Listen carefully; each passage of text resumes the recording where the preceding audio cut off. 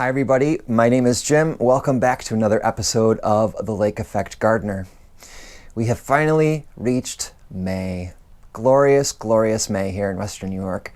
And I can't speak for other gardeners when I say this, I'm speaking for myself, but it is definitely the most hectic, chaotic, crazy, and wonderful month of the growing year here, because it's now the month where I can start putting things into the ground.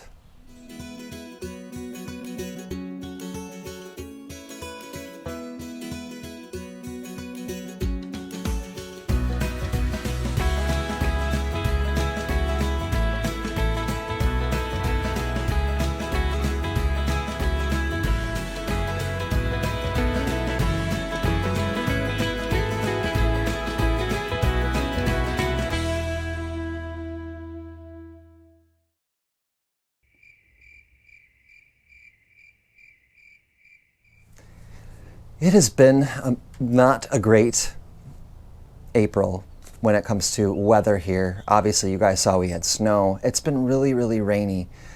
So my time has been really limited out in the garden, being able to do things in the raised beds. I've done a ton of seed sowing.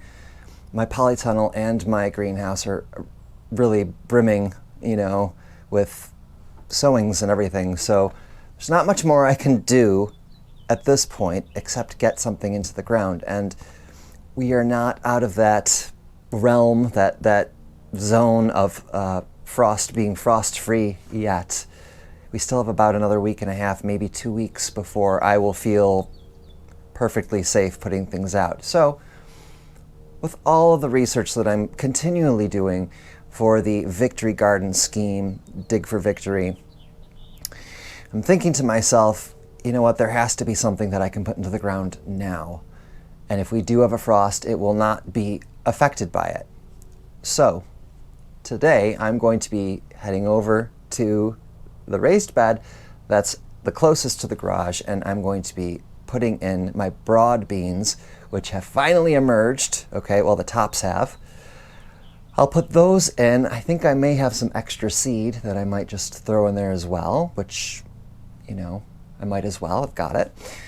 And then what we'll do is we're gonna cross the path, and I think I'm gonna put in my potatoes, because even if we do have, a frost, warning, I can always earth them up and they'll be fine. So that seems like the two logical things to do. Everything else, it's just too early. I'm not gonna put any beans out yet. And all my other seedlings are just not big enough at this point. They still need a couple of weeks anyways, which is fine by me. So let's go over to the broad bean bed, and we'll get these precious little nuggets in the ground. Oh my gosh, finally, I'm going to be putting something in the ground. Yay. Okay, let's go. All right, well, I've had 100% germination from these fava beans, or broad beans, which I'm really happy about, but they are large plants, and these cells are entirely too small for them. So I think what I'm going to do, so I have 18 plants in total, and then I've got I still have a couple packets of seed, so I'm going to put those in. So this area here is a no-dig bed, so I'm not going to need to amend the soil. Hopefully, I might need to do a top dressing at some points during the season just to give them a feed, depending how greedy they are. But legumes in general, they don't really care too much about soil fertility.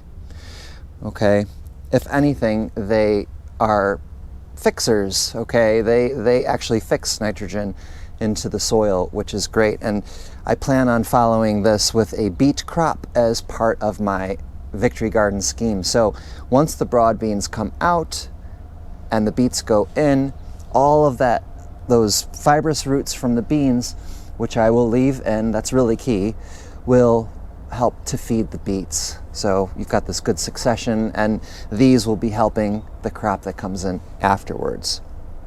So I'm just going to get on with this. There's not much. I'm sure you have all seen people plant things before. So I'm just going to throw these in, and I'm going to show you what I'm going to do after I'm done with that.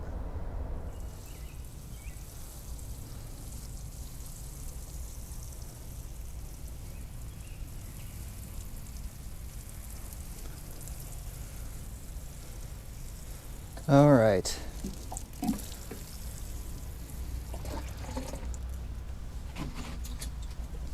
So you can see the little pops of green here. Obviously those are the plants that I put in. Their root systems were absolutely incredible. Very, very, very thick, very, very dense. So I was happy to get them out into the ground. But I have, let's see, 1, 2, 3, 4, 5 rows, okay? And it's, let's see, 1, 2, 3, 4, 5 deep. Okay, so I'm gonna have a total of 25 plants, and I'm going to, hopefully, I planted seeds to fill in the gaps here. So I'll have a perfect square of fava beans, hopefully. If these sowings don't happen to take, I still have some seed left, and I might just start them off in the tunnel. But we'll give it a couple of days. Well, I'll give it about a week or so to see if they pop up.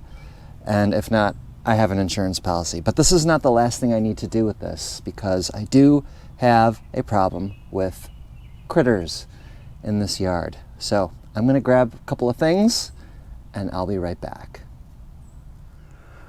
Okay, so I'm going to be utilizing my once was old polytunnel, now I don't know what you'd call it, low tunnel covers.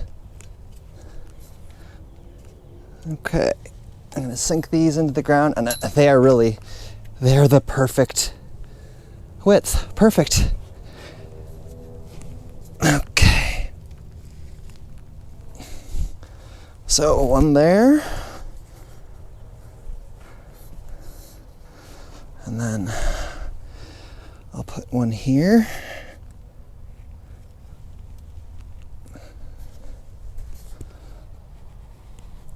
Sink those nicely and tightly into the ground. Perfect. And then I have some netting that I'm just going to throw right over the top of it and then weigh it down.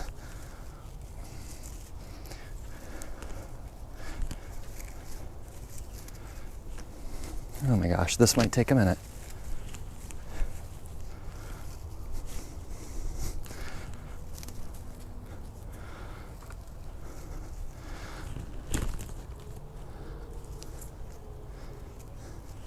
Okay, there's no point in having you sit through this right now. I wouldn't want to sit through it either. Just give me a minute, okay? 1 minute. Okay, I got it sorted now. Sorry about that.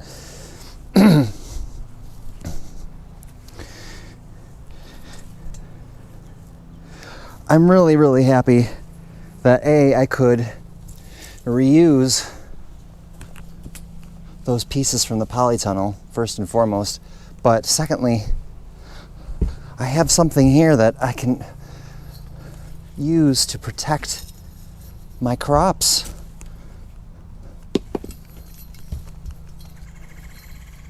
Okay, I'm just going to make sure that there's enough overhang on either side.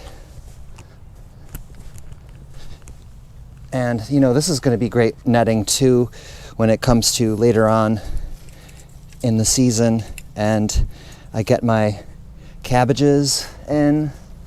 Okay, this will be the perfect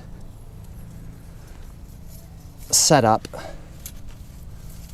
to protect. I've already seen the very first cabbage white of the year. I was sitting on my patio with my friend, and he was like, "Oh, look, the first butterfly of the season." And I'm like, that's not a butterfly, it's a killer. It's a killer. Okay. So I just grabbed some large branches, and actually these are the remnants of the old obelisk. I couldn't get rid of it. Okay, just gonna weigh these down on either side.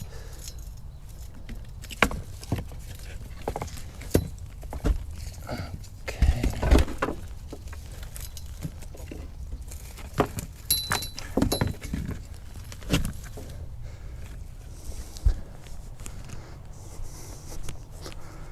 And I'll do the same over here.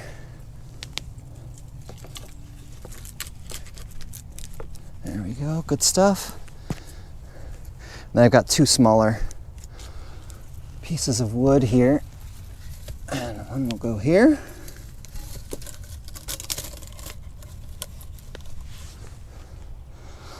And the other will go right here in the front. All right, I'm just going to tuck this in a little bit.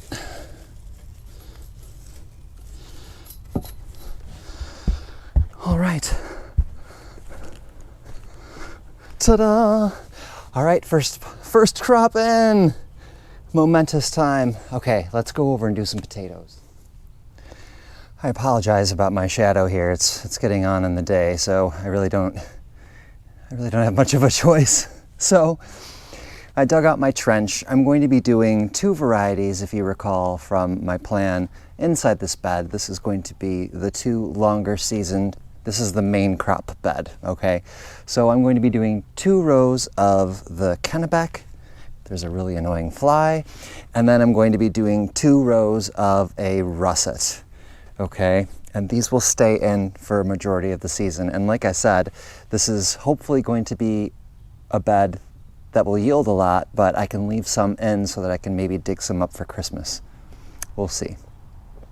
So I prepared the trench. I did put a little bit of organic fertilizer in the bed just because, okay? I didn't go crazy with it, but I did put some in. I want to make sure that these have a really, really good start. And you can see I've got what I have dug up over here. And what will happen is once these go in, I got to break this up, of course, but then I will start to move the soil. As I see the shoots appear, move the soil and start hilling these potatoes in, okay? So I'm just going to dig a hole, and I did not chit my potatoes, just so you know. I've never chitted my potatoes before, and I've never really had a problem. I definitely had a problem with my potatoes last year, but like I said, I think I pretty much know why that happened. Okay, just gonna move this over here.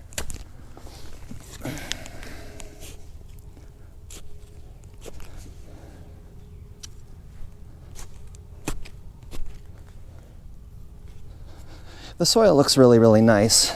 It is a little wet, but it's not to the point of having so much moisture that I was afraid to put these in the ground because of fear of rotting.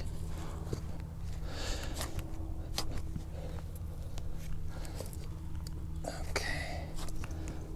I am planting them rather close to each other, but this is a small bed. And I don't... There we go. I don't really have...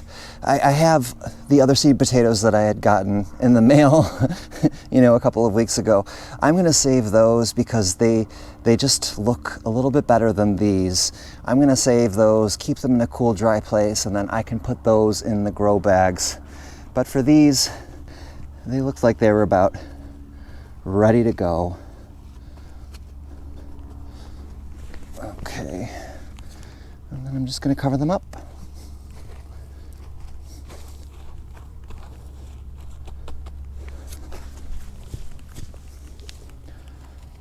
Make sure, oh, hickory nuts. I need to figure out a way if I can like live on hickory nuts because there are just a ton of them here. I would have to fight the squirrels though, wouldn't I? I think the squirrels would win.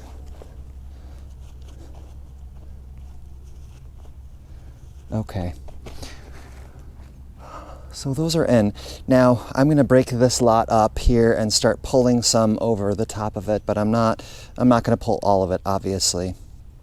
And then what I'm going to do is I'm going to continue in this bed to put in my main crops, and then around the corner where my sweet corn was last year, I'm going to put in my my early and mid-season, and those were the Yukon Gold and the Cayuca Gold varieties. So, yay! Potatoes and fava beans are going to be in the ground. I'm so happy about that. All right, folks, I'm going to get on with this. And hopefully I'll have a little bit of daylight left so I can have a quick little chat with you before I say goodbye for today's video. I have things in the ground. This is very, very pleasing to me. It's usually a race to put things in towards the end of May. Memorial Day, which is usually the last Monday of May here in the States, is usually my finish line. That's my final date to get everything in. I know that I have to kind of address that. I need to modify the way that I think because of this victory garden scheme that I'm doing. It's not get everything in and then let it go. This is going to be a continuous thing. So it's not only just, the method of doing it, it's also a philosophical change, one that I'm really, really excited about. So I'm looking at my plans here and I'm just seeing that there isn't much more I can do.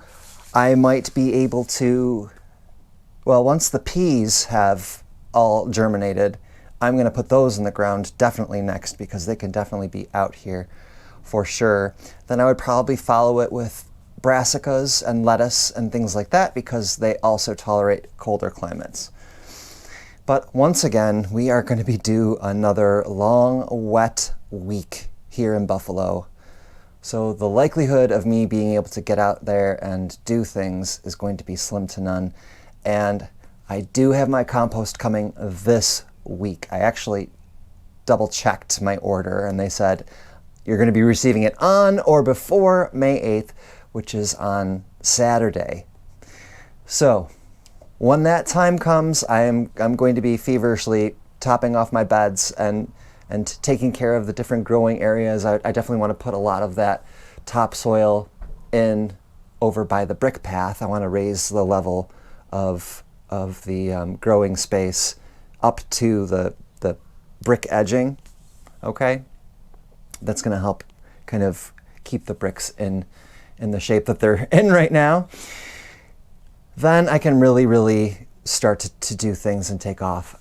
If I do have a claggy week, which is what it's going to be looking like, and if I'm not, nervously trudging through the mud with my wheelbarrow, creating canals and whatnot in the ground because it's so muddy with the wheelbarrow, then I think what I might do for my next video is I have a lot of really amazing, old, original, authentic pamphlets and leaflets and things about victory everything, okay? Canning for victory and how to save your kitchen fats and all sorts of really, really cool things that I would love to share with you. So maybe that's going to be my next video, just so that I can kind of double down on this whole victory garden scheme. I know it's basically hit or miss this time of year because we're all doing different types of things to get certain beds ready and do this, that, and the other thing. I don't want to lose sight of my scheme, okay? And I want to share as much as I possibly can with you guys about what was going on back then when it came to, your home and how you managed your home during a terrible and tragic point in human history. No, I shouldn't romanticize it. It was a terrible, terrible conflict, but with it came a lot of useful and beneficial knowledge that I would love to share with you guys. So, yay. Okay, well, that's it from me. And I will see you all very, very soon. I hope you're all not swimming in mud like I am. I hope you guys are managing well in your gardens and things are really, really starting to take off for you. Once again, if you're new to the channel, welcome, and please consider subscribing, hit the notification bell, the thumbs up, and of course leave comments. I have to say before I sign off with you, a lot of the times when I receive comments, I see them on my phone. Okay, so I'll be on like lunch at work and I'll just hop onto my little YouTube thing and I'll see the comments that are left. Well, I was on my laptop yesterday, and I went to, the YouTube studio, or whatever it's called, on my laptop, and I noticed that I had several comments that I did not see on my phone. And I'd like to say to all of you that commented and did not receive a comment back from me, I really, really apologize. I thought I was really on top of it, but apparently my phone is very picky as to what I get to see on it. So you may have gotten the random, heart from the Lake Effect Gardener on a comment that you made 4 months ago. That's me saying I have acknowledged the fact that, yes, I saw the comment finally, and that I apologize. I send my apologies. But definitely keep the comments going. I love reading everything that you guys have to say. So, all right, guys, I'm off. Take it easy. I'll see you all really, really soon. So long.